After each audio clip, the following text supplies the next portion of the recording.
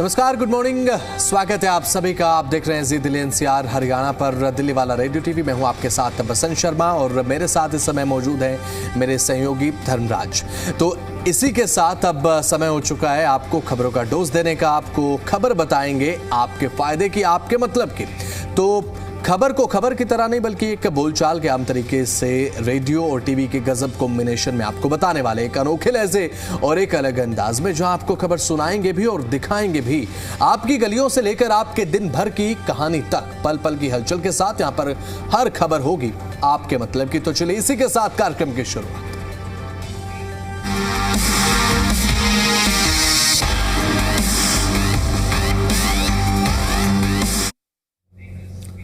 तो देखिए, इस खास प्रोग्राम में सबसे पहले हम बात करते हैं दिल्ली की जो सबसे बड़ी समस्या है, जाम। मतलब दिल्ली का मतलब जाम है, तो जाम से दिल्ली के लोगों को छुट्टी मिलने वाली है। इसके लिए फ्लाईओवर की एंट्री हुई है। दिल्ली की सड़कें अब राहत की सांस लेंगी। तो अब सीधी सी बात है धर्म, और ट्रैफिक हल्का होगा, सफर बिल्कुल झटपट अब देखने को मिलेगा। सीधे तौर पर बात अगर करें तो एक खबर दक्षिणी दिल्ली वालों के लिए किसी खुशखबरी से कम नहीं है। जी हाँ, अब मोदी मिल और सावित्री सिनेमा फ्लाईओवर का विस्तार होने जा रहा है। मतलब जो लोग रोजाना ट्रैफिक में ऐसे फंसते थे जैसे वीकेंड पर मॉल की पार्किंग में फंस गए हो, अब उन्हें थोड़ी राहत मिलने जा रही है। तो देखिए, आसान भाषा में समझिए, नेहरू प्लेस और मोदी मिल के बीच ही फ्लाईओवर है, जिसमें सुबह और शाम जाम लगता ही लगता है। लेकिन अब ये नया 3 लेन एक रास्ता बनेगा जो इस पूरे ट्रैफिक को बांटेगा। यानी जब ट्रैफिक बटेगा तो सड़क पर लोगों को राहत मिलेगी, जाम कम लगेगा, लोग चिढ़ेंगे कम, क्योंकि ये बहुत ज़्यादा महत्वपूर्ण है। दिल्ली में देखिए, एक तरीके से रोड रेस जिसको हम आम बोलचाल की भाषा में कहते हैं, कि थोड़ी सी गाड़ी आपने जोर से हॉर्न बजा दी, किसी को नाराज़गी हो गई, कोई घर से झगड़ा करके आया है, वो भाई नाराज़ हो गया, तो वैसे चीज़ों से बचा जाएगा। थोड़ी सी गाड़ी किसी की सट गई, कुछ हो। अरे देखिए, ये रास्ता अगर आप देखें ना, तो ये जो मोदी मिल वाला रास्ता है, ये मोदी मिल से आप जब आगे ये जो सावित्री सिनेमा वाला रोड है, ये आपको धौला कुआं, IIT और मुनीरका, वसंत विहार, जो आपको एयरपोर्ट तक लेकर जाता है, ये एक बड़ा कंजम्पशन पॉइंट है। मोदी मिल के साथ एक और चीज़ है कि मोदी मिल के नीचे से जो रास्ता निकलता है वो आपको बदरपुर की तरफ लेकर जाता है। गोखला फेज 2 का एरिया पड़ता है, और वो ऐसा रास्ता है ना कि जो हरियाणा जाने वाले लोग हैं, फरीदाबाद वाले जो रूट के लोग हैं, उनको राहत मिलेगी। और नेहरू प्लेस एक बड़ा कंजम्पशन पॉइंट इसलिए भी है क्योंकि बड़े बड़े दफ्तर हैं वहाँ पर, तो विशेष तौर पर जो ऑफिस आवर होता है ना, उस वक्त और रात के वक्त और अर्ली मॉर्निंग उस रोड पर ये होता क्या है कि बड़ी गाड़ियाँ चलती हैं, जो नो एंट्री ख़त्म होती है। हाँ, ये तो है। नो एंट्री ख़त्म होती है, तो उस वक्त वहाँ पर गाड़ियों का रैला लगा रहता है।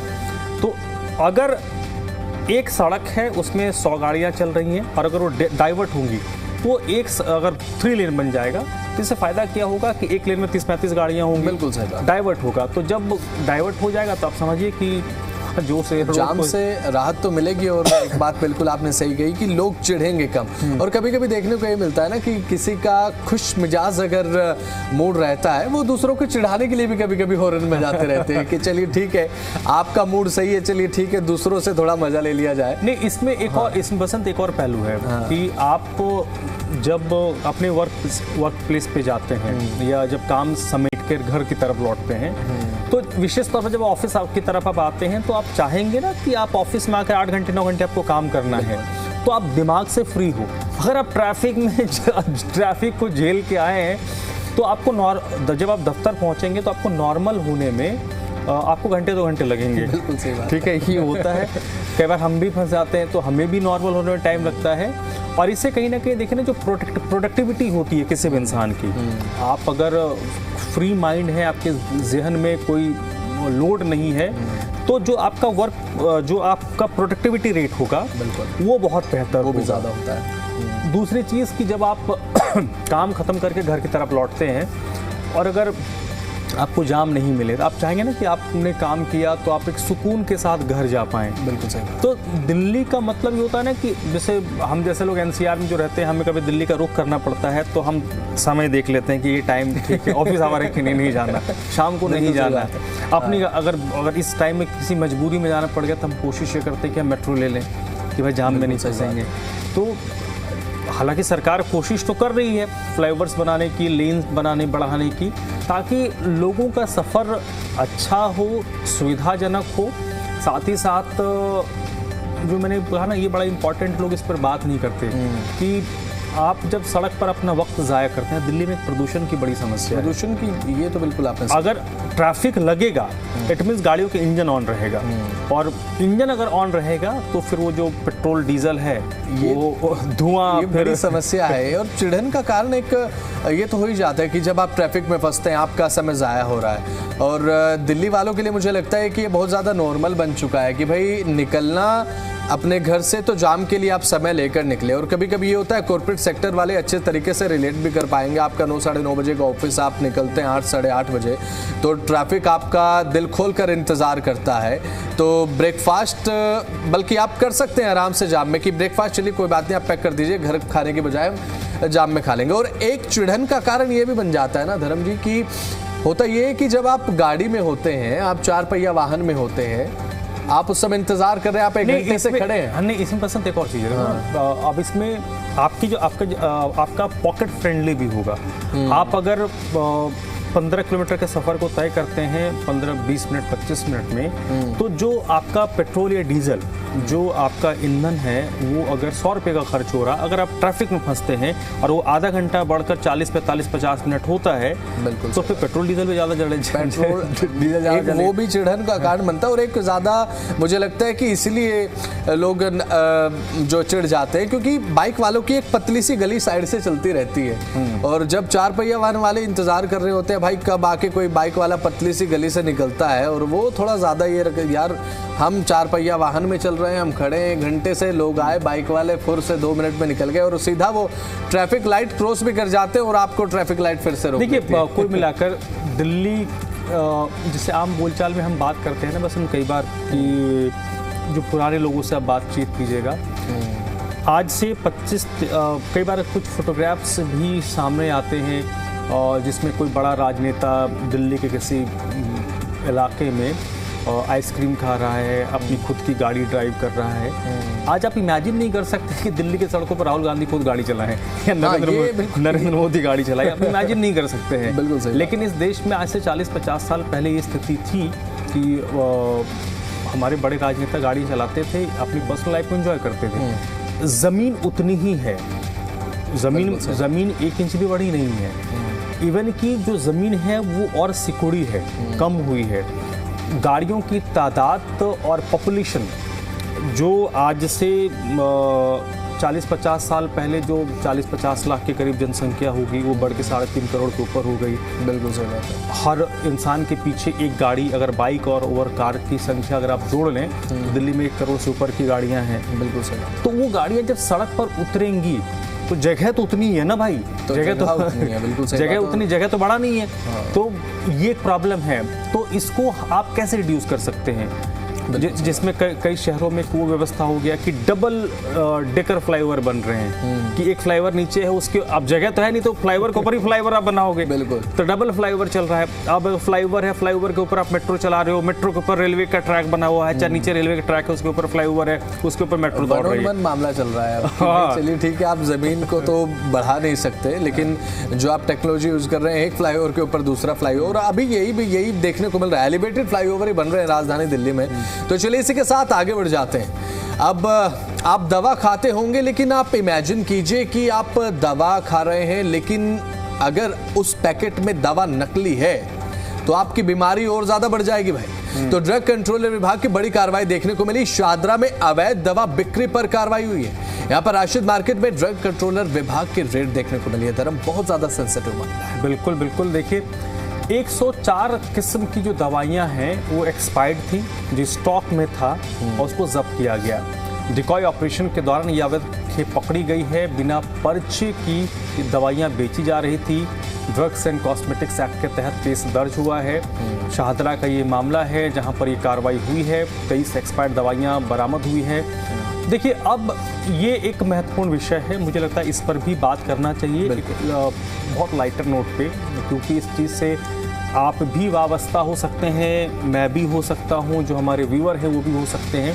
देखिए, कोशिश ये कीजिए ना, आज की तारीख में जब आप कहीं बड़े शहर में रह रहे हो, गांव में रह रहे हो, छोटे शहर में रह रहे हो, आप हर चीज़ को ना शक की निगाह से ही देखिए। क्योंकि आपको याद होगा, अभी थोड़ी दिन पहले दिल्ली में एक बड़ा फैक्ट्री पकड़ा गया था जहां पर एक रेपुटेड कंपनी, जो मतलब आम बोलचाल में जिस टूथपेस्ट का हमारे ज़ुबान में नाम नहीं आता, शौकिया लोग हैं जो थोड़े महंगे प्रोडक्ट इस्तेमाल करते हैं, उस कंपनी का नकली टूथपेस्ट बन रहा था और वो लगभग 100-150 किलो या ज़्यादा मटेरियल उसका बना हुआ था। तो समझो कि अगर 150 किलो था, तो अगर वो 50 ग्राम जो ट्यूब हम खरीदते हैं टूथपेस्ट का, 50 ग्राम, 100 ग्राम, 200 ग्राम, वो अगर पैक होगा तो कितने ट्यूब बने होंगे और वो लोग ने कितने शौक से खरीदे होंगे। कि मैं कल का भी एक मामला देखने को मिला था धर्म, उसमें इनो और नेस्कैफे के जो शैशे पाउच हम पीते हैं, आप बताओ, जैसे इनो है, अच्छे टाइम में तो कोई इनो पीता नहीं, वो वैसी बात है, बिल्कुल सही कह रहे हैं आप। अगर आपका बुरा वक्त चल रहा है, आप शरीर से परेशान हैं और आपने दुकान से जाके इनो खरीदी कि भाई ये एक रेमेडी है जो विज्ञान ने हमें दिया है, हम इसको खा लेंगे तो हमें राहत मिलेगी, हम अच्छे हो जाएंगे। मैं और बसंत कहीं बैठे हैं कि बसंत चलो यार अच्छा टाइम एंजॉय करते हैं, नेस्कैफे पीते हैं, ठीक है, कॉफ़ी पीते हैं, तो पता चले कि वो हम एंजॉय करने के लिए तो वो नकली माल पड़ा हुआ है। बिल्कुल सही। तो वो जब अंदर जाएगा तो नेगेटिव फीडबैक। और दूसरी चीज़, कल ही दिल्ली में एक और चीज़ है, कितना मुझे एग्जैक्ट क्वांटिटी नहीं याद आ रहा, लेकिन 200-300 किलो से ऊपर का पनीर पकड़ा गया। वो मथुरा से लाकर दिल्ली में खपाया जा रहा था। और पनीर दूध वाला मैटर तो ये तो लगातार, हाँ, ये तो लगातार देखने को। अब इसमें ये देखो कि अगर 300 किलो का पनीर है, तो अगर 50 ग्राम 100 ग्राम के हिसाब से अगर लोगों के घर पे जाता होगा, और अधिकतम तो इतना ही खरीदते हैं, 100 ग्राम 200 ग्राम इतना ही खरीदते हैं ना, 3-4 लोगों के फैमिली, तो समझो कितने लोगों के प्लेट में जहर जा रहा है। बिल्कुल सही बात है। छोटे बच्चे खा ले तो जान पे बना जाए, बड़े लोग तो फिर भी कर ले, दवाई खा के एडमिट होकर ठीक हो सकते हैं, बच्चे की जान पे बना सकती है। सवाल ये है कि हमारा जो सिस्टम है, हमारी जो व्यवस्था है, ये नकली चीज़ों को लेकर कितनी सख्त है। कानून बहुत सारे हैं, क्या कानून का इम्प्लीमेंटेशन हो रहा है? और दूसरी बात कि इसमें 2 तरह की चीज़ें हैं, ऐसी चीज़ों को लेकर जो अब पनीर, दूध, ये तो अमृत है ना हम लोगों के लिए। बिल्कुल सही बात है। और मुझे लगता है कि एक यहाँ पर महत्वपूर्ण चीज़ ये हो जाती है कि जब आप डेयरी प्रोडक्ट्स का जिक्र करते हैं कि कार्रवाई कब होती है, या तो त्योहारों के समय पे फूड सेफ्टी विभाग सतर्क होता है, या फिर किसी की तरफ से कोई गुप्त शिकायत। नहीं, इसमें तो मैं तो बहुत लेमैन की तरह बात करूंगा कि भाई अगर किसी ने मुझे चाकू मार दिया, मैं बच गया, तो उस पर अटेम्प्ट टू मर्डर का चार्ज लग गया। बिल्कुल ठीक है। अगर किसी ने मुझे सिंथेटिक दूध पिला दिया, तो उस पर अटेम्प्ट टू मर्डर क्यों नहीं लगे भाई? जान तो भी लेने की कोशिश कर रहा है ना मेरी। पॉइंट है, हाँ। ये हमारे नीति निर्धारक क्यों नहीं समझ रहे कि मैं तो आपको डॉक्टर साहब ने बोला कि भाई आप बीमार हो, आप में B12 की कमी है या क्या कमी है, आप दूध पियो, आप दही खाओ, आप छाछ पियो, गर्मी का मौसम है, आप पनीर खाओ, आपको जो ABCD जो भी विटामिन है वो आप में कमी है, आप उसको खाओ, दवा डॉक्टर आपको प्रिस्क्राइब किया, आप तो उस बीमारी से लड़ने के लिए वो प्रोडक्ट खा रहे हैं ना, और ज़्यादा खा रहे हैं। बिल्कुल। और अगर वही जहर के तौर पर आपके ऊपर, एक तो ऑलरेडी आपके अंदर कमी है, जहर है, ऊपर से एक्स्ट्रा आप जिस चीज को दवाई समझ के खा रहे हैं वो जहर है, तो भाई चाकू मार के मारना, ये तो स्लो पॉइजन है ना जो हमें दिया जा रहा है। तो ठीक है, ऐसे लोगों पर क्या कोई सख्त कार्रवाई हुई? मेरे जहन में तो कुछ नहीं आ रहा। आप पकड़ते हैं कोई मिठाई वाले को 50,000 लाख रुपए के करीब उसको जुर्माना पड़े, भाई उस दुकान से सैकड़ों परिवार मिठाई खरीद के जा रहे हैं। बिल्कुल। वो पनीर जो 100 किलो 200 400 किलो 500 किलो है, वो सैकड़ों परिवारों में जा रहा है, वो खा रहे हैं, उनको आप स्लो पॉइजन कोई दे रहा है। ऐसे लोगों पर क्या एक्शन होता है, क्या कार्रवाई होती है? बिल्कुल मुझे तो समझ में नहीं आता। ये तो है। और आजकल आपको ऑर्गेनिक प्रोडक्ट तो मिलेगा ही नहीं। आप ये भूल जाइए कि कोई ऑर्गेनिक प्रोडक्ट आप कंज्यूम, अब दवाइयों का जिक्र करें तो दवाइयाँ नकली बेची जा रही हैं। जैसा हमने आपको इनो दवाई है, इनो दवाई है। और कॉफ़ी को भी आप अपनी नींद उड़ाने के लिए पीते हैं, लेकिन ऐसा ना हो कि कोई वो नई बीमारी को आपके भीतर पैदा कर दे। और इसके अलावा सब्जियों से लेकर डेयरी प्रोडक्ट तक, फल फ्रूट तक, आज सभी चीज़ों में पेस्टिसाइड्स का यूज़ भी है। और उसके बाद डेयरी प्रोडक्ट बचे, उसमें मिलावट इतनी ज़्यादा है कि वो आपको बीमार करने के लिए आतुर रहते हैं। नहीं तो मूल मसला ये नहीं है ना कि देखो अब इसके लिए लोग कैसे बच सकते हैं। मैं अपना व्यक्तिगत अनुभव बता देता हूँ जो मुझे लगता है। ऐसे जो नकली प्रोडक्ट होते हैं ना, वो मैं with due respect to all the retailers, मैं किसी को इसमें डिफेम नहीं कर रहा, इसमें रिटेलर्स की भी एक जो इन सामानों को बेचते हैं, क्योंकि भैया कल को कुछ कांड हो गया तो सबसे पहले नपोगे तो आप ही। बिल्कुल सेकंड लाइन में जो आपको सप्लाई कर रहा है वो नपेगा, लेकिन आप अगर बेच रहे हो तो आप ठोक पीट के बेचो, क्योंकि जो कस्टमर आपका है वो बड़ा महत्वपूर्ण है। दूसरी चीज़ें जो मैं अपने एंड से कोशिश करता हूँ कैसी चीज़ों से बचने का सबसे बेहतर तरीका है कि जो बड़े स्टोर्स हैं जो सीधे कंपनी से डायरेक्ट डील करते हैं, वहाँ से अगर आप प्रोडक्ट लो किसी भी तरीके का, चाहे वो फूड प्रोडक्ट लो या दवाई लो, तो उससे आपको एक फ़ायदा ये होता है कि आपके पास एक थोड़ी गारंटी होती है कि आप वो कंपनी है वो डायरेक्ट कंपनी से ही, अगर वो नेस्कैफे है तो डायरेक्ट नेस्कैफे कंपनी ही उसको डिस्ट्रीब्यूटर आके उसको देता है, कोई दवाई है तो डायरेक्ट उसको दवाई वाला दे रहा है, तो आप एक चांस होता है कि आपके पास नकली सामान खरीद कर नहीं आ रहे हो। ये मैं अपने एंड से करता हूँ, लेकिन इसमें रिटेलर भाइयों को भी देखना पड़ेगा कि आप जिससे माल लेते हो, सामान जो भी लेते हो, बिल्कुल थोड़ा ठोक पीट लीजिए कि वो माल सही है या नहीं है। बिल्कुल, और ये जानना आपके लिए बहुत ज़्यादा ज़रूरी भी था। तो चलिए इसी के साथ अब खबरों में आगे बढ़ जाते हैं। अब बात करते हैं राजधानी दिल्ली में बढ़ती हुई गर्मी की, क्योंकि भीषण गर्मी को देखते हुए प्रशासन पूरी तरह से सतर्क हो गया है। मौसम विज्ञान विभाग यानी कि IMD ने राजधानी में संभावित हीट वेव को लेकर येलो अलर्ट जारी कर दिया। इसके बाद स्कूलों के लिए सख्त दिशा निर्देश भी लागू कर दिए गए हैं। बच्चों की सुरक्षा को प्राथमिकता देते हुए सभी स्कूलों को निर्देश दिया गया है कि वे यहाँ पर आउटडोर असेंबली और खुली जगह पर लगने वाली कक्षाओं को तुरंत बंद करें, क्योंकि यही समय की जरूरत है। देखिए, असेंबली केवल जो ये आदेश आया है ना, उसमें बताया गया है कि जो असेंबली होती है, प्रेयर जिसको हम लोग आम बोलचाल में कहते हैं, वो शैडो एरिया में, जो खुली धूप ना हो, या इंडोर इलाके में ही आयोजित करवाएं। साथ ही साथ वाटर बेल प्रणाली लागू की गई है, जो हर 45 मिनट से 60 मिनट के बीच होगा। यानी एक बेल बजेगा, बेल मतलब क्लास चेंज होने के लिए नहीं, वो याद दिलाने के लिए कि बच्चों को पानी पीना है। बहुत ज़रूरी है कि बच्चे हाइड्रेट रहें। छोटे बच्चे होते हैं, उनको याद नहीं रहता पानी पीना, तो जो बेल बजेगा तो टीचर्स भी बच्चे को बोलेंगे कि भाई पानी पी लो। तो पानी अगर बच्चे पिएंगे तो वो हाइड्रेट रहेंगे। बच्चों को और उनके अभिभावकों को ये सलाह दी गई है कि बच्चों के साथ वाटर बॉटल ज़रूर बच्चे आपके कैरी करें। इस वक्त जो सबसे बड़ी परेशानी होती है वो है हीट वेव।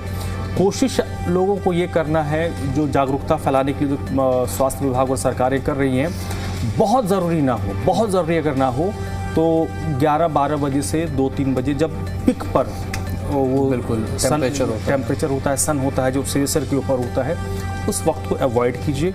और देखिएगा अगले 2-3 दिन में एक आदेश और आ जाएगा।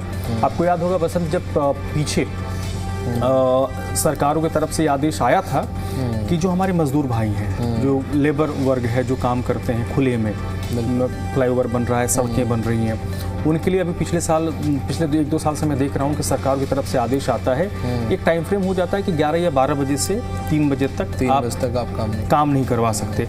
वो जो टाइम है ना, उसमें आप मजदूर रेस्ट करेंगे, छाये में रहेंगे, और उसके बदले जो 3 घंटे का टाइम है ना, आप उसको 3-4 बजे के बाद एक्सटेंड कर दीजिए। उसको आप जो शाम को 4 बजे छुट्टी देते हैं, आप उसको 6-7-8 बजे का। और कई सारे जो, क्योंकि ये सब जो ज़्यादातर जो काम होते हैं वो ठेकेदारी सिस्टम से होता है, तो जो कई सारे ठेकेदार दिन में काम नहीं करवाते, वो अर्ली मॉर्निंग 4 बजे से शुरू कर देते हैं और वो 11-12 बजे तक काम को निपटा देते हैं। जो आप जो उधर आप उधर जो आप 3-4 घंटे एक्स्ट्रा करवाओगे, उसको आप सुबह 8 बजे 9 बजे से शुरू ना करवा के 4 बजे से शुरू करवा दो।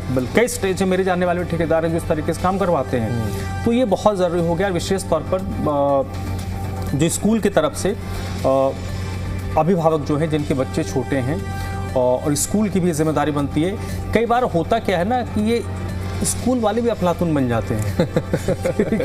ये बिल्कुल सही बात है। मतलब समझ में नहीं आता कि अगर सरकार ने कोई आदेश दिया और ऐसा तो है नहीं कि जो स्कूल चलाने वाले लोग हैं वो बीवी बच्चे वाले नहीं, उनके बच्चे नहीं होंगे। तो जिन परिस्थितियों में जो स्कूल का प्रबंधन है वो बच्चों को जिस स्थिति में रखता है, उनको ये सोचना चाहिए कि क्या आपका बच्चा अगर होगा तो आप अपने बच्चे को वहाँ खड़ा करो। अगर आपने 11 बजे 12 बजे को बच्चे को ओपन ग्राउंड में खेलने के लिए भेज दिया, तो जो स्कूल प्रबंधन है उसको ये सोचना चाहिए कि क्या आपका बच्चा, आप अपने बच्चे को इजाज़त देंगे इस मौसम में 40-42 डिग्री के टेम्परेचर में क्यों 11-12 बजे जाके खेले? नहीं देंगे, क्योंकि फिर आपका वो माँ बाप वाला फीलिंग जाग जाएगा। तो जो बच्चे को आप खेलने के लिए कह रहे हो वो भी किसी का बच्चा है, कह लीजिए। ये तो है बिल्कुल। और मुझे लगता है कि ये बहुत एक अच्छी चीज़ है कि भाई एक बेल का पैटर्न आप क्रिएट कर दीजिए। वो बेल जब बजेगी तो बच्चों को निर्धारित समय पर जो हाइड्रेशन के लिए पानी का जो समय है वो आप दे रहे हैं कि आप पानी पी लीजिए। लेकिन एक हास्यास्पद बात मुझे याद आती है, मुझे लगता है कि सरकारी स्कूलों में बच्चे हाइड्रेटेड बहुत रहते हैं, क्योंकि एक क्लास पीरियड में 2-2 3-3 बार पानी के लिए पूछ के टीचर से क्लास से आउट हो जाना कि भाई हम पानी पीने जा रहे हैं। तो हमने ये जो जानकारी आपको दी है ये जानना आपके लिए बहुत ज़्यादा ज़रूरी इसलिए बसंत देखो, ये बात मैंने क्यों कही है मैं बताता हूँ आपको। जैसे मैं अमन दोपहर के बाद ऑफिस आता हूँ, तो जब 2-2:30 बजे आता हूँ, मैं कई बार मैं देखता हूँ ना कि छोटे छोटे बच्चे स्कूल बसेस में जो नॉन एसी बसेस हैं, बच्चे उसमें बैठे हुए हैं और वो आधे घंटे 1 घंटे से बैठे हैं। मैं गाड़ी में बैठता हूँ, इस चला के बैठता हूँ तो मुझे प्रॉब्लम होती है। वो बच्चे नॉन एसी में 4 साल 5 साल 7 साल 8 साल के बच्चे हैं। तो उन स्कूल वालों को भी सोचना चाहिए, हर चीज़ सरकार डंडा मार के आपसे नहीं करवाएगी। आपका भी एक सेंस होता है, स्कूल के बच्चे हैं, आपके ही बच्चे हैं। और उस समय एक्टिवनेस कुछ बच्चों में ज़्यादा नजर भी नहीं। आप अगर वो इस मौसम में 1 बजे 2 बजे अगर वो बस में 1 घंटे की सफ़र करेंगे, बिल्कुल सही बात है। तो कई बच्चों को देखता हूँ मैं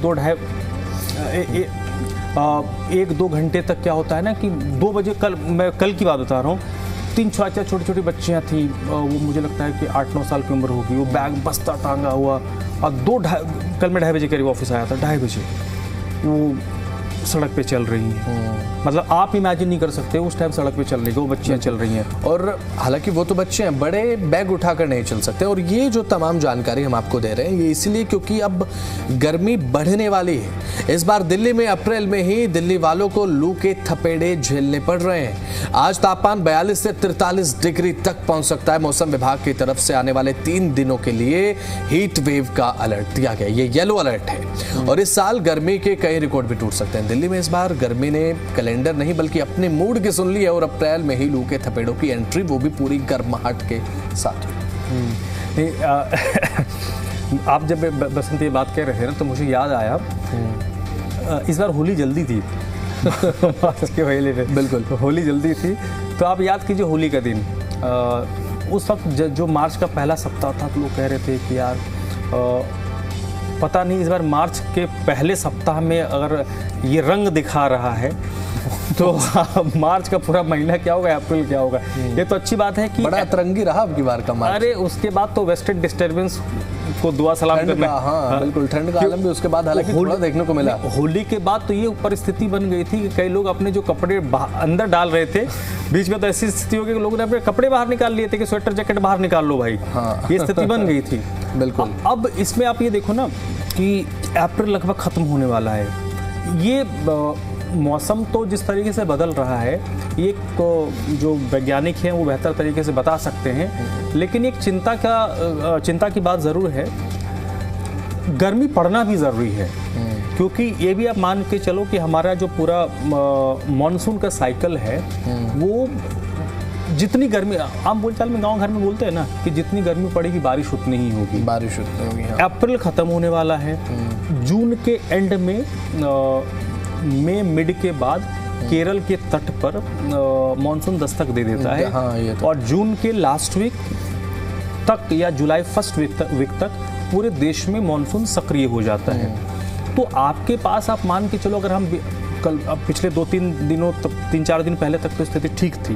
ये जो मौसम में बदलाव आया है वो पिछले 3-4 दिनों से आ रहा है, बारिश के बाद से। तो आप देखो तो 2 से 2.25 महीने या 2.5 महीने ही है जब गर्मी है। तो अगर 2-2.5 महीने गर्मी नहीं पड़ेगी तो आप इमेजिन करो कि फिर मानसून आपको प्रॉब्लम करेगा, मानसून लेट होगा और बारिश लेट होगी तो फिर आपकी खेती बाड़ी में दिक्कत होगी, धान की फसल में प्रॉब्लम होगी। बिल्कुल। तो वो साइकिल के लिए ज़रूरी है कि गर्मी पड़े। हालांकि गर्मी अब तीखी हो रही है, जो जिस तरीके से क्लाइमेट चेंज हो रहा है। गर्मी तो पहले भी पड़ती थी लेकिन वो स्किन को जलाती नहीं थी, अब जो गर्मी पड़ती है वो स्किन को जलाती है, वो स्किन बर्न कर रहा है। ये तो बिल्कुल आपने सही कहा। और अपना बहुत ज़्यादा ख्याल रखें, गर्मी बहुत ज़्यादा है और समय समय पर पानी का सेवन आप करते रहें। बात करते हैं पेट्रोल और डीजल को लेकर, क्योंकि अब तेल कंपनियां अब हर दिन तेल के दाम तय करती हैं। तो आपको ये जानना ज़रूरी है कि आप जब अपनी गाड़ी लेकर आज पेट्रोल पंप पर पहुंचेंगे तो बदलाव आपको मीटर में क्या दिखाई पड़ेगा। पेट्रोल के दाम आपको हम दिखा देते हैं आपके स्क्रीन पर। ये रहे पेट्रोल के दाम। पेट्रोल के जो दाम है वो दिल्ली में 94 रुपये 77 पैसे प्रति लीटर है और साथ ही अब डीजल के दाम 87 रुपये 67 पैसे प्रति लीटर, CNG के दाम 77 रुपये 9 पैसे प्रति किलोग्राम के हिसाब से राजधानी दिल्ली में है। तो यही बात अगर नोएडा की हम करें तो 95 रुपये 12 पैसे प्रति लीटर पेट्रोल है, 88 रुपये 29 पैसे प्रति लीटर के हिसाब से डीजल आपको मिलेगा और 85 रुपये 71 पैसे प्रति किलोग्राम के हिसाब से CNG मिलेगी। गुरुग्राम में 95.65 रुपये पेट्रोल आपको पर लीटर मिलेगा, 88 रुपये 10 पैसे प्रति लीटर डीजल आपको मिलने वाला है और 82.12 रुपये CNG पर किलोग्राम के हिसाब से आपको मिलने वाली है। तो देखिए, ये तो पेट्रोल डीजल की बात हो गई। यार बात कर लेते हैं सोना और चांदी की। सोना और चांदी का भाव क्या है ये भी आप जान लीजिए, क्योंकि शादियों का सीजन है तो लोग खरीदारी करने के लिए पहुंचते हैं। सोने का जो भाव है वो एक प्रति 10 ग्राम 1,55,280 रुपये का है। वहीं चांदी 2,64,900 रुपये प्रति किलो के रेट पर है। ये आज का चांदी का भाव है। सोने चांदी का रेट भी हर दिन बदलता है, तो ये आज का सोने और चांदी का भाव है। तो ये वो तमाम जानकारियां थी जो आपके लिए जानना बहुत ज़्यादा ज़रूरी था। फिलहाल समय की कमी भी है, तो चलिए इसी के साथ इस कार्यक्रम के यहीं पर समाप्ति। नमस्कार।